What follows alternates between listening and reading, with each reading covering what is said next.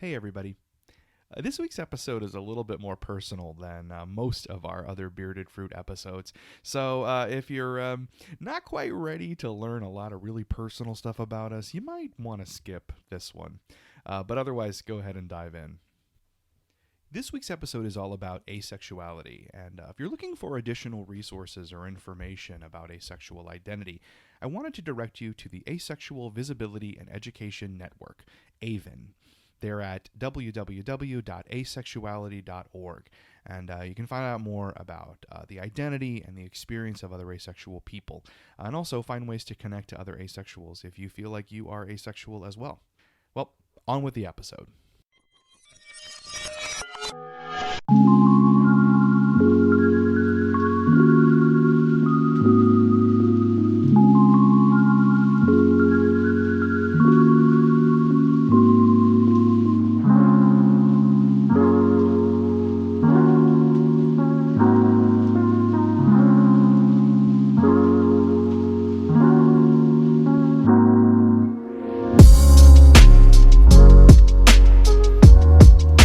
Hi, this is Cody Dagalorians. This is Neil Dagalorians. And welcome to another episode of Bearded Fruit. Yay. Oh, hey. It was very Barry White of you. Why's it gotta be white?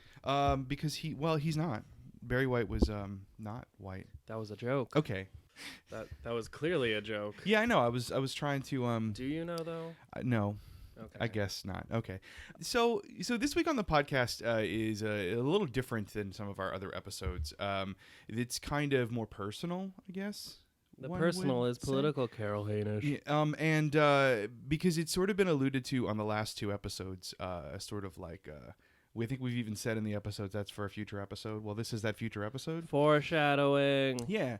And so it's about something that has kind of happened to me. It happened to you? Well, the experience has happened to me. You were visited by a fairy?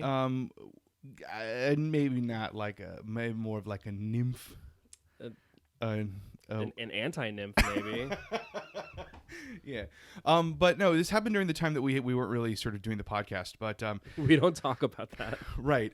So today's episode is kind of about something that's been happening in my life, and I wanted to take this opportunity to sort of talk about it because it is something that we have not talked about a lot on the podcast otherwise, and it's something that doesn't get spoken about a lot in kind of mainstream media. And we haven't talked about it a lot to each other. And we haven't talked about it a lot to each other. And like this, I think it's something that my therapist has suggested that we do. We're airing out our dirty laundry. Yeah. What's not dirty laundry? I don't think it's dirty laundry. No, we sprayed it with Febreze first. So in the last, like, I would say probably 6 or so months, I have come out again as gray ace, which is gray asexual. So it's an identity on the asexual spectrum. And it basically is identifying sort of somewhere between being like a fully sexual person and completely asexual. What does that mean? What does that mean? Thank you for asking. No, so what does that mean? I think it means a lot of things for different people, but what it means to me is that I have, in the last 6 months, have sort of realized that I rarely experience real sexual attraction to people. I rarely experience a real desire to have sex with other people. Go on. When I do have sex with somebody, there's a kind of limited range of things that I am comfortable or interested in doing, which you can attest to. I don't know what you're talking about. And when I do have sex with people, I don't often feel the same way about the experience as other people do. How do you feel about it? I mostly don't feel about it. Mostly it's... I guess that's one way to answer that question. I kind of... No, for me, it has been... It's not very often that, I sort of experience sex with another person as, a real, super awesome feeling thing. It's a thing that I do and is, fun sometimes. And I like when the person I'm having sex with is having a fun time. But in my experience, a lot of times that whenever, pretty much as soon as it's over, I'm kind of totally fine to go back to my life and do the things I was doing before. a lot of times my experience of sex is that my mind goes someplace else for a part of it, and I have to like remind myself to kind of, hey, get back into the game here, kind of come back to this thing that you're doing. You're like laying there, and then suddenly you're like, Epcot. Well, maybe not Epcot. The beer garden. Maybe not Epcot, but I've kind of always experienced this. This has always been my relationship to sex ever since I came out, which was a very long time ago. That was many moons ago. I've always kind of felt that way about it. And what I have always thought for my entire adult life is that I'm just broken when it comes to sex with other people. That I was just somehow like faulty, and that I just somehow was bad at it, and I just didn't get it. And that was just a problem with me, that I was somehow lesser or broken because I didn't get what the big ruckus was about. The big ruckus? I didn't get what the big... Is that what you call your dick? You just didn't get what that was all about? The big ruckus? I don't think I've ever referred to my dick as the big ruckus, but you will from now on. I think from now on I just might. People we know listen to this. I know. Oh. Sorry guys. Sorry friends. But hey Cody, how's the big ruckus going? It's going great. Thanks. But so I guess I want to say Neil is sort of part of the reason why I even got to where I am right now, because Neil is the person who kind of introduced me to Tumblr, and and Tumblr is the thing that introduced me to the language, honestly, the language of asexuality and the spectrum. I'm so happy that I ruined you. You know, so like. Thanks, man. That was really a helpful thing. Don't thank me. Thank Yahoo, because they're the ones who own Tumblr. Yeah, and so in the last several months, I've been seeing a therapist, particularly about this, and kind of like working on understanding this as like me, and not as some broken me. Yeah, luckily you're broken in different ways. I'm broken. Yes, I have found that out too. My therapist has been like, no, this part's cool, but let's talk about some of these other things. Yeah. So, that's not an issue. But what about this? Yeah, no, that has very legitimately been part of that experience. And I recently started just sort of coming out to people in a more public way, because I think it's important. I think coming out is a very important thing. Coming out allows other people who may feel the same way that you do to connect and identify themselves in the world, and that is important, because honestly, like, look, I went through 20-something years of my adult life not understanding that this was even a thing, because I never saw it anywhere, and I never had access to this idea that I could understand as myself. Couple things. Number one, Gray Ace is a great like superhero name. Yeah, right. The Gray Ace. Especially because I'm also silver haired. Well, yeah, but like the Gray Ace, and then it's like, oh, Gray Ace, thank you so much for saving me. Can I do anything to repay you? And you're like, give me a pizza. A handshake, sir. A dry handshake. Yeah. And then secondly, I was just thinking about how your Lady Grey character fits into all of this. Right? No, yeah. Like sidebar, I have like this dream of having a drag character named Lady Grey, who is like this silver-haired cabaret vixen in her, a lady of a certain age, and I believe that she's old, yeah. But I feel like she's kind of a hoe, though. I don't know. I don't think she's on the spectrum. I feel like she's on a different spectrum. Yeah, she's very much in control of her desires. Must be nice. That Lady Grey. So that is all the preface to a thing that my therapist has sort of suggested I do. And I asked Neil if it would be okay if we could do it on the podcast, which he said okay to. It's something I've wanted to do for a little bit, and I'm glad you're going to be a good sport about this. It's the only sport I'm good at. So what my therapist now that I've kind of gotten to this place where I am very comfortable with that identity in myself, and I'm comfortable identifying as that, and I'm comfortable being that, and I'm comfortable up for that for other people to know that about me.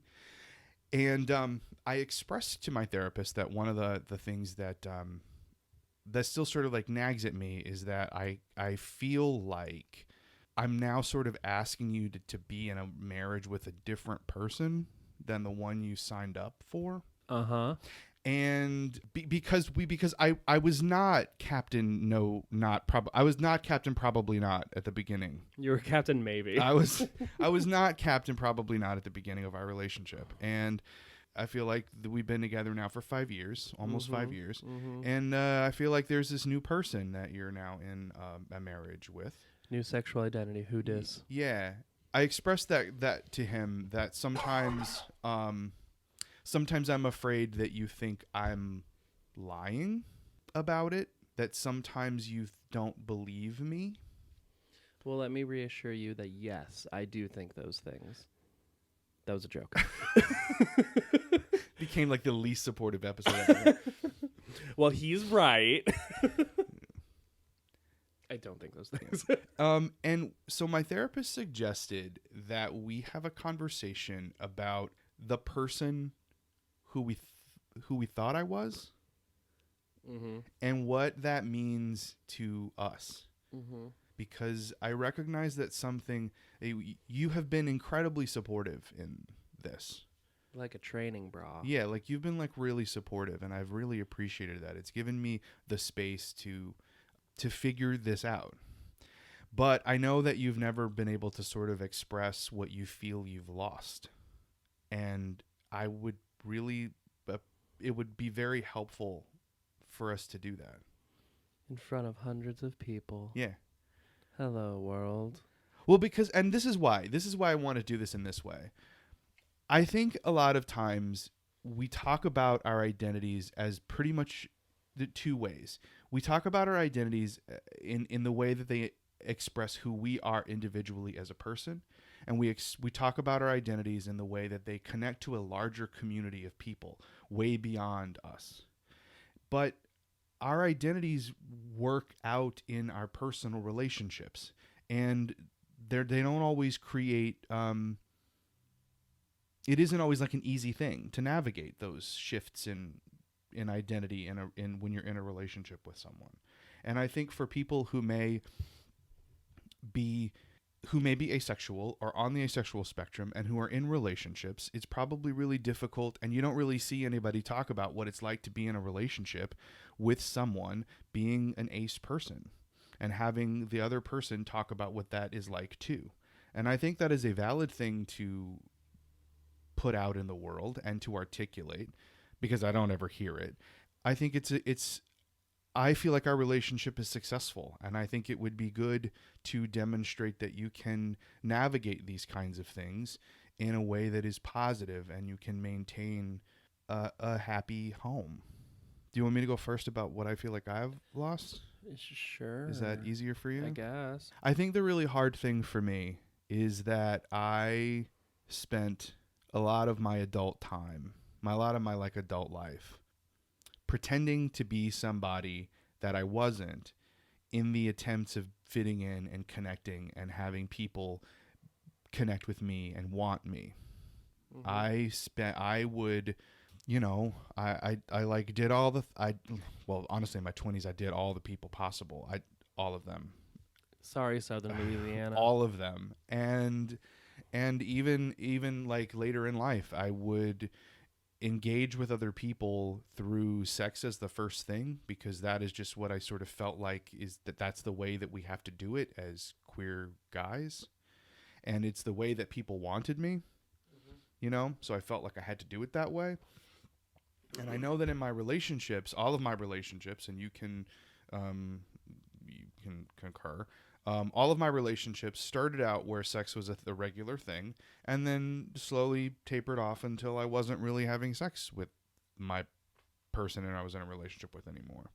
At the beginning, like, I wanted to make sure that you stuck around. I wanted to make sure that I was the person that kept you around. I didn't want you to go away. And I felt like just me as a person, just who I was, would not be enough to do that. And that I had to be this other person. I had to be this this like daddy guy, you know, this like dirty minded, dick always out kind of guy. And that's how you got arrested. I had to be that person in order to keep you and to make sure that you didn't find somebody better. Well, we've both established that the only person better than you is Chris Hemsworth, and he is unavailable. So, I mean, I guess my problem was that I didn't ask you to do that. So then it set up like my own expectation where it's just like, oh, this is just who he is. And it was less, I didn't really have an opportunity to think, is this performing for me or is this who he is? I didn't have a chance to really critically think about that because it's just who you were. And so like, yeah, it just wasn't a thing that I thought about. I mean, I don't know. I've also been dealing with my own journey with my body at the moment in terms of how my antidepressants have affected my own sense of my body. I mean, it was definitely, I don't want to say shocking because it wasn't shocking. It wasn't that dramatic, but it was definitely, it felt like there was one thing on paper, but then reality was a different thing, which was just confusing more than anything. And there are certain aspects about your sexuality that confuse me to this day, like how you are a dick-sucking savant, and yet you hate it. It's not that I hate it. You hate it. I don't hate it. You told me you hate it. Okay, maybe I said that like I was being, but it's not like I hate it. I just don't particularly enjoy doing it. So you hate it. That's not the same thing. No, that's not the same thing. Pretty close. I just don't. It's a thing that I just don't enjoy doing. But you're really good at it. But I don't get any pleasure from it. I don't feel anything when I'm doing it. And the thing that, I mean, again, the thing that also confuses me is that my sense of pleasure isn't like, this is an activity I enjoy doing. It's more so I am pleasing you, and that is what gives me pleasure. So that itself was hard for me to understand because that's how I experience these kinds of things. Inherently, it didn't make sense to how I understand pleasure. Like it didn't make sense to how I understand sexuality because I was like, so you get no pleasure out of making me happy? Is that what you're saying? Because that's how I engage in these things. So that too was confusing for me because I just didn't know what to do with that information. Yeah. So I think like on that, I do get pleasure out of making you happy. I feel like I have always felt like there are these kind of expectations about the way someone is supposed to enjoy having sex with another person, that there is like this feeling attached to it. There's like this physical enjoyment attached to making someone else happy. And I don't experience that necessarily, you know? Well, I don't either. I mean, my point is like when I go down on you or whatever, like I'm more interested in making, like, I get off on the idea that I'm pleasing you rather than, oh, here I am doing this thing and it feels good that I'm doing it. Like, it's more about the connection that I have with you than anything. I'm not about to go out there and find somebody just to suck off, just do that. Like, that's not my game. I'm not like that. There are plenty of guys who like that. I don't like that. But at the same time, like, for the right person like you, that's okay. Because there's that connection there. I don't know. Okay, so like let's go back to me being a dick sucking savant, which I think it makes me laugh every time. So like because you sort of have heard me, what you've heard from the way that I've talked about it, which I may have actually said I hated it, but I don't really like hate it. You sort of think that I don't want to do it at all. So the way that I feel about sex is that sometimes I'm like sometimes it's like, no, I just don't want to do this at all. I don't want to do it. But most of the time, I feel kind of like shrug emoji about it. Like, okay, I mean, it's a thing, I guess, that can happen, and that would be fine and all. And, we could, like, if we can just happen for, like, a little bit, that's fine, too. If I don't want it to be, like, some long, drawn-out affair that's going to take up a bunch of time, because I'm just kind of shrug emoji about it all. God, I can't believe people are going to listen to this. In the times that I have gone down on you and other guys too. There's like it's fine at first, and I'm like, okay, this is fine, this is good. No, this is cool. And then there's a moment that I'm like, and I'm done, and I'm out. Mm-hmm. And I always feel like because that moment of and I'm out is not Epcot. right. It's like and I'm out.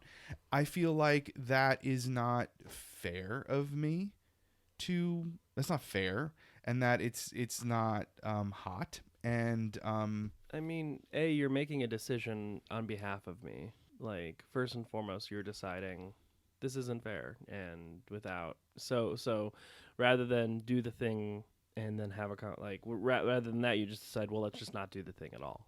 yeah. Well, because I have a lot of shame attached to the way. No, that I understand. feel. I'm just saying, like, Yeah. that's illogical, and shame is illogical. We've been over that.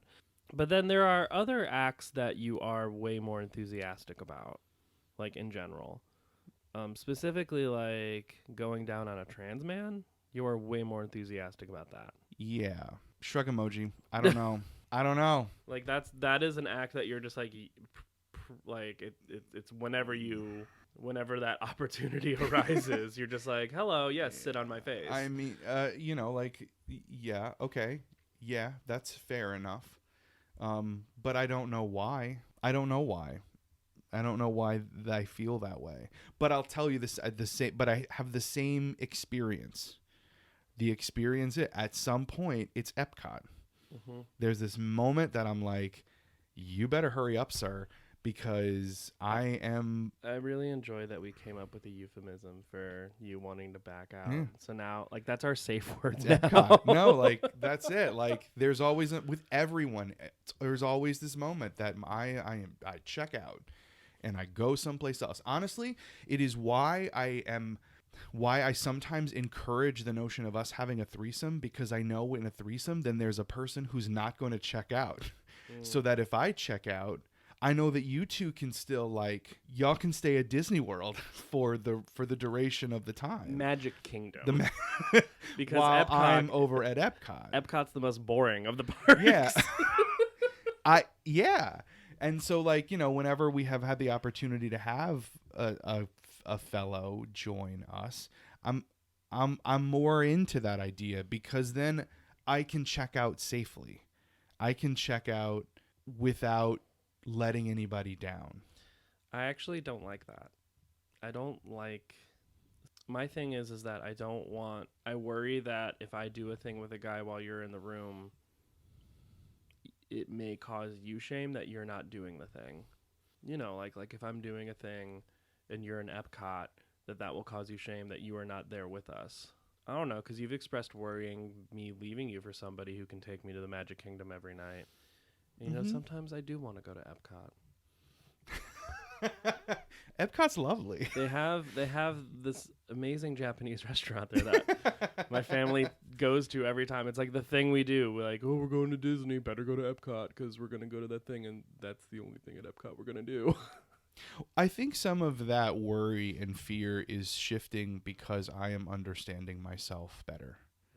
A lot of that fear and anxiety came from feeling like I was broken. And, like, why would you want to be in a relationship with a broken person? Why would you stay with somebody who was broken, and when you could find somebody who was not broken? I don't see myself that way anymore. Like one of the most, the thing that kind of cracked my brain open in therapy was Therapy Mike actually saying to me, you realize that your sexuality is a valid thing. It's not some messed up version of another sexuality. Who you are is a valid thing. And that, like, I was a mess after that therapy session all the way to Westport, because I go like early in the morning and then I have 90 minutes in the car after deconstructing my life to think about what has happened. That's safe. But I was like a super mess that day because it was the first time I'd ever heard anyone say that to me. And now you have to say it to yourself. And now I say it to myself. And I don't, the worry about you finding someone else was mostly just due to the fact that I thought I was inadequate, that I felt like an inadequate person because I couldn't be I couldn't be who you wanted me to be. or who I felt you wanted me to be. And that because I didn't have the capacity, or I didn't have the skills, or I didn't have the I was ill made to provide you with what you wanted. And I don't feel that way anymore. Like, I feel like a whole person. You're a whole Epcot ball. You know, makes me cry. But like, I don't feel like if you're like having sex with some, because in case you don't know, we're And by you mean like not the general you, but you mean I mean like actually you. So like, in case you are new to the podcast, Neil and I are we practice polyamory and are open. We practice it. We're not quite there to playing it. We're not professional yet. No, we are amateur. We're just it's play practice. Once a week for 2 hours on Sundays. No, but we. I wish we could schedule it that way. Because that's how you practice religion. That's a joke. No, so you know, like I'm feeling less dramatically about you having sex with other people, because I don't feel like I'm broken and competing with a person who is more than me. I just feel like they're different from me. And that's a big shift. I haven't really experienced it that way from you. Where, like, you have been more chill, but there will still be moments where that side of you will come out. And it still happens, like, not often, but enough where it's just like, okay. So it's hard for me to ask sometimes, because I don't know which Cody I'm going to get. I don't know if I'm going to get chill Cody, if I'm going to get Cody who's not chill but is pretending to be chill because he wants to make me happy, but in reality he's not chill, and then he's going to be quiet with me for the rest of the day. I don't know which Cody I'll get. So, you know, that's interesting, because I don't always know what Cody I'm going to get either. You're a magic 8-ball. I'm still like early in this process. And you know, some habits are hard to break. This was something that I learned in therapy, which has been I've been a lot kinder to myself about these things. But you know, what Therapy Mike said to me, which I thought was really great, was when we're stressed out, or when like things are difficult, we will create the feelings that we're most used to. We'll go back into habits and things that create the environment and feeling that we are most used to being in, because that's like our comfort zone. And he sort of clocked me hard and was like, insecurity. Yeah, he was like, insecurity and shame is clearly your comfort zone. So you're going to create the situations to get to the feeling you're most comfortable with. You are not comfortable feeling confident. And I was like, clocked. Motherfucker clocked me hard. You took off your wig right then and there. I feel like handed it to him. Wigs across West Hartford were snatched by the clockedness of that moment. Poor Karens and poor Barbaras. I just know. Like suddenly we're bald and they're like, ah! How did that happen? But yeah, I'm working on it. I mean, I think I'm better. I feel better. Yeah, no, I think I'm getting acknowledge better. that. I guess the kind of the wrap up idea, just for sake of concluding, pun intended, because you're wrapping it up. Oh, maybe. Condom. It's a condom joke. Yeah, I got it. He asked me if I mourn the person I was before, or the person I pretended to be, or the person I thought I was. And he wanted me to ask you if you do. So that's my question. Do you miss that guy? As always, thank you for listening. It's hard to miss somebody who never existed in the first place. I do miss the physical intimacy. I really miss you engaging, or being the one, because that would be a thing you would do. You would actually ask for sex. And I do miss that. That's not a thing that happens anymore. But like, if the question is, do I miss a person? Like, that wasn't a different person. There was just a different language in which you used to describe yourself. So like, there's no reason to miss you because you're still here. There's just different languages now. There's different relationships. There's different ways in which we speak about these things, in which we interact, and it's different. But by no means do I like miss, if that makes sense. The only thing that I miss is the thing that I miss is feeling like everybody else. It always felt really unfair to me that I would have to be both queer and bad at sex. Like, life was hard enough just being one of those things. And I always felt really resentful of the fact that I couldn't, like, great, okay, I'm queer, that's fine. That's all well and good. Why then do I also have to be like the odd man out when it came to sex too? Why did I have to be the other in both of those situations? Marginalized within a marginalized population. And so the hardest thing about the last chunk of time, and the hardest thing for me about like interacting with you, is no longer feeling like we're like everybody else. And I know that's a weird thing to miss and want, but I do. I guess the problem with that miss it. That line of thought though is that like we weren't really like everybody else to begin with. I know. But I kind of miss that. Feeling like I'd found this person who I love more than anything. And I was lucky enough for that person to love me back. And I really hoped that you were going to be very different from all my other relationships, because they all failed. And I literally had a person like constantly make me feel terrible for being a lousy top.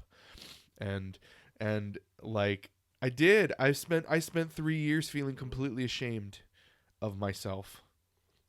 And I found you, and I loved you, and we were great. And I thought, okay, I just had to find the right person, and now everything that's been broken is going to get fixed.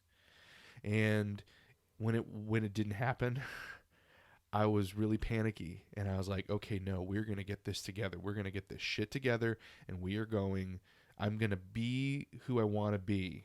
I'm going to be what I want to be, because I have to for him and for us. And clearly I didn't succeed in that entirely. But I do miss feeling those moments when I did. There were these times when I did feel like that, and I did feel like we were just like every other like hot open bear couple, blah blah. We felt that way. And I will never feel that again. And so I kind of missed that a little bit. But I hope, I'm very hopeful that this new person who I feel like now is still really awesome in a lot of ways. And we'll figure out how to be more of what you need. You get an A for effort and an A for asexual. Thank you. I always like to get good grades. I know that's a problem. We need to also talk about that. We do talk about that. That is one of the other things when he's like, "Oh yeah." Well, thank you for talking about this with me in front of the world. We got receipts now. No, it was important to me. It's important to me because I think if there is one person who listens to us and it helps them understand themselves, or it helps them understand their relationship, or it helps them have a conversation with someone, or it helps them understand somebody that they care about or love, then that's the point. You know? Like, that's the point. It matters. That's why I wanted to do it. Mm-hmm. And I appreciate you doing this. You're Thank you. welcome, Ho. I love you very much. And Thanks, you're all right too. I I love you too. Yeah. I appreciate you doing this. It was very nice of you to do. It was, wasn't it? It was. It really was. Yes, and as always, we really appreciate you listening to us. We'll see you when we see you, because, who knows what life will be like, but hopefully you'll see us soon. Plot twist Wednesday. I don't know. That's Yeah, a joke. Thank you again for listening. Share the podcast with people, and or find us on Twitter and let us know that you're digging what we're doing. We would really appreciate hearing from you. I think dogs should be able to vote. Bye. Bye. Hey, thanks for supporting the channel. Happy that you are here.